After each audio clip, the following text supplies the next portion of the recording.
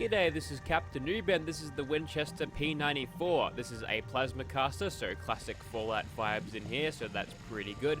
Anyways, what you are looking at probably seems familiar for you that have been watching my content for a while now. There has been a weapon very similar looking to this, and yes, this is by the same guy. He's actually deleted the previous P94 Winchester mod and created a new one for some reason. And this one, whilst it has higher damage, it's actually got a little bit less customization, which is a shame. It comes with two variants, just the standard one and the Mark II. The Mark II has better damage, a different paint job here with some camo, and also a cute little bipod on the front there, if you want to lean it up to something. Not that that's really a mechanic in this game, but never mind, we'll get right into the customization. We'll talk about some of the quirks here. So right now we've got the standard barrel in, we can't equip that. I'm pretty sure as soon as we equip another barrel, that thing will completely disappear. And as you can tell there, that's a huge fire rate, so that'll do huge DPS, and some of the requirements to create these things are a little bit on the esoteric side. See Bunsen burner, who's going to be carrying those? Who isn't going to be breaking them down into their core components? Also, this thing requires a standard barrel, so to remove the standard barrel, you need to attach another barrel, which requires a standard barrel for them to attach. So if you follow that logic, you can't actually attach these things on at all. Unless they spawn in with leveled lists with different attachments on them, that is the only way you can actually get that, which is bizarre. So what we're going to do here is just chuck on the railgun modification, and the standard barrel reappears just like that. Okay, interesting. Also with the sights, you can have a broken glasses sight, which takes one of your black rim glasses from your inventory, and wow, that actually attaches a black rim glasses to your gun. Sure, whatever, I'll accept that. Also, this material thing is left over from the minigun modification swap there, so that is why that is there. A legendary effect is there if you need it. We will not. Moving on to this one. This one has the turbo plasma barrel, so yeah, Fallout 1 vibes going on here, which is nice. I'm going to keep that as is. It seems to be doing pretty good damage. This thing is automatic and will fire a lot faster than the standard one, which is nice. I'm going to keep the broken glasses sight simply because I don't have those things in my inventory, which kind of sucks, but whatever. And of course we've got the same thing going on with the materials and legendary effects. Let's test them as is, and we'll jump in some power armor too. Righto, here we are in Gunner's Plaza, all dressed up in some nice Brotherhood of Steel T60 power armor. And this is what it looks like in first person, looking through that goofy ass glasses sight thing. That's kind of odd, but new and different, so that's nice. Taking a look at this thing in third person, it seems to suit the size of the power armor pretty well. A little bit of clipping here and there, but nothing to be worried about. And this is our turbo plasma gun. This one's got the standard barrel, so we'll be doing a little bit less damage per shot, but it will be firing a lot faster, so maybe we'll see better DPS out of it. This one's got the railgun, so it should be more suited to range. We'll see though.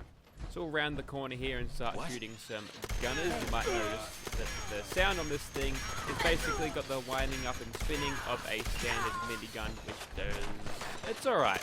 We've also got the firing sounds of a railway rifle, which is of interest, and I don't think it really suits the plasma caster at all. I feel like just having a standard plasma gunshot, maybe you could turn down the pitch to make it sound heavier, and then you could be right with that. But yeah, that's just my 2 cents on that matter.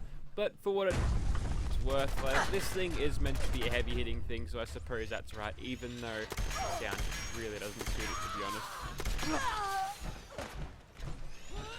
So as you can tell, this thing fires slower than a wet wig, which is offset by its heavy projectile damage when you do land those hits, so that's fine. It's a nice balance between damage and rate of fire that actually means it's sort of satisfying to shoot your targets and get your aim properly set up, so you know, that's good for me. Let's just get some pain train happening here.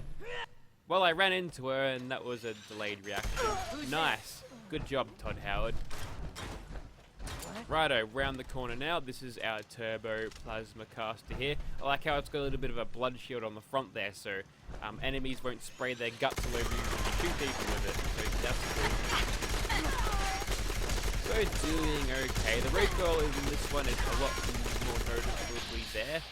No, I thought that was Captain Bridget for a second. Hang on. That is Captain Bridget. Well, I'm going to have to stop you right there. We're going to shoot a crit. Oh yeah, that'll get you. Okay, hopefully nobody will pick up that gun that you have there. In fact, I'm going to do it myself. Wait, all the corpses are being ragdolled by the explosive turrets. Stop it. Okay, that's better. Hopefully my power armor pieces aren't too messed up from that, because they like to take a lot more damage when there's something explosive shooting at you. So, whilst we do get better DPS, not having that same damage per shot on this will make it a little bit less ammo efficient, but in terms of ammo efficiency, when you get to the late game, it really doesn't matter all that much. What you want to do is kill enemies as quickly as you can, and if something can do that at the expense of a little bit more ammo consumption, then that is a-okay with me. But I kind of like both of these approaches to having a nice plasma caster.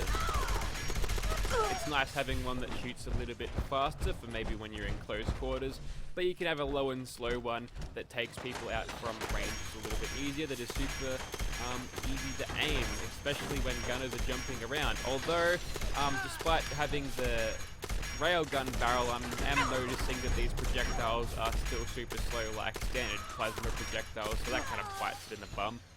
Does limit your range down to probably medium, which is not ideal. You want something a little bit more long range if it's firing this slowly.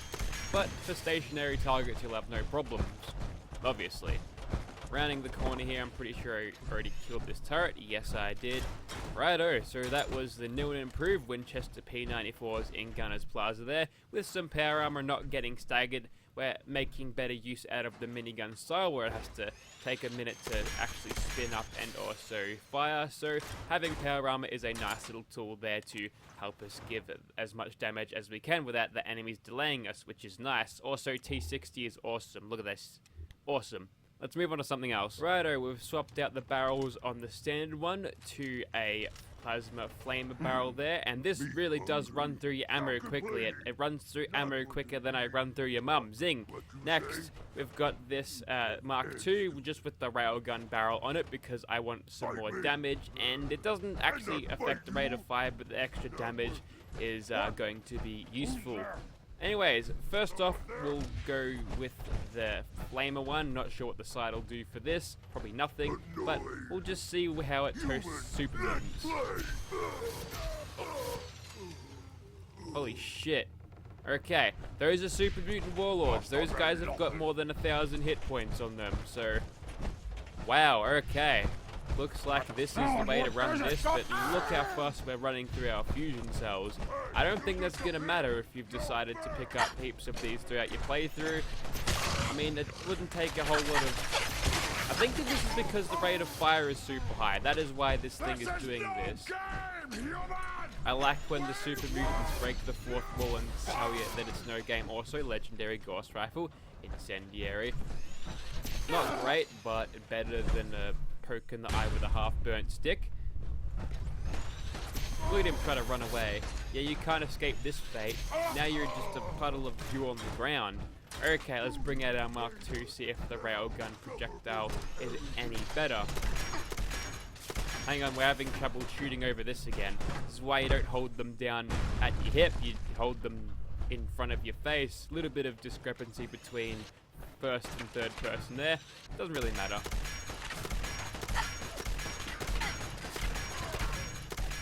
Finally got on target, and yes, okay. Whilst it is doing fairly decent damage and getting blocked by everything that is under hip height, yeah, this thing is going fine. Obviously, now that we've seen what devastation the flamer barrel is capable of, yeah, this thing is a little bit on the obsolete side, I think. Yeah, okay. I think I might pull the overpowered flag on this one. I think I might. I'm just getting the hint of that. Let's just try to put that away and finish these guys off with this one. Now, since this is a minigun and thus an automatic heavy gun, we should get 10 shots in VATS. We actually don't have enough AP to pull that off. What's that? Huh. That's bizarre. Okay. Looks like I've got no VATS for this. You know what? That's probably because this thing would be very, very overpowered if it's doing 10, a burst of 10 shots in VATS. Yeah, okay, sure. I understand that. So it's a real-time combat weapon rather than a let the game aim for you type weapon, which, you know what? That's fine. That's something sort of new. Either that or it's a glitch and something's a little bit miscalculated. But never mind, eh? So, we cut through that like a hot plasma-infused knife through butter like a super mutant skull. They were turned to butter by this. Okay, enough with the analogies, I'm terrible at them. Let's move on to killing a big monster. Righto, some news about the Fallout 76 situation. So, if you watched my examining of the Fallout files yesterday, and why would you, it was boring, and yeah, I was affected by that glitch that deleted the entire game, but I managed to get like a couple of minutes on it today because the beta was on. I just got up a little bit earlier and had to see what it was all about, and apparently my PC isn't good enough to actually run it. And what that means is I'm going to actually get a new PC for it. So yeah, wow, you get a lot of bat shots with this. Is it going to be the 10 burst? No, it's going to be glitchy. Let's not do that. Ah!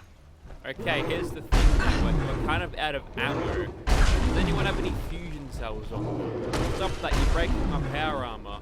Hey, look, I found 1,000 fusion cells in the corner. I wonder how they got there. Hey, we got him. And he's gonna have a sweet slow-mo death. A sweet, glitchy, slow-mo death.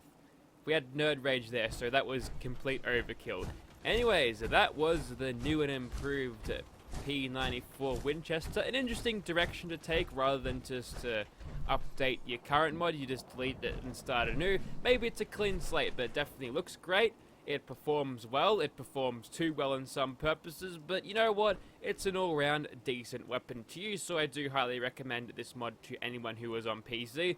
Pretty sure it's not on console, and whether it be on console is beyond me too, but yep, if you'd like to see this thing in your game, then check out the link in the description.